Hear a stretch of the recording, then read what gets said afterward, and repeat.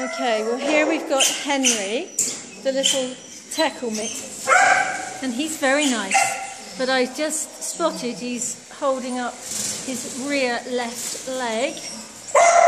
There, you can just see he doesn't want to put weight on it, so that's a problem. And an even bigger problem is this one.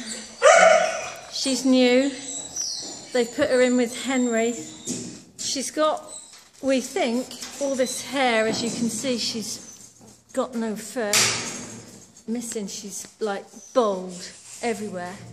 She's Thessae, so she's been entered by an owner with permission for sacrifice. Just have a look there if you can. You can see that she's losing all her fur. Now they've said to me they think it's an allergy to pull gas, to fleas. It's lots of scratching and things like that.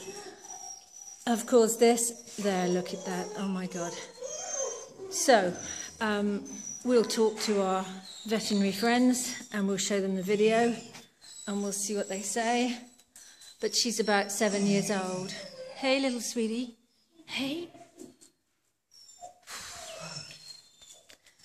She needs help, so this is the new one. I don't know her name yet. And Henry the tackle.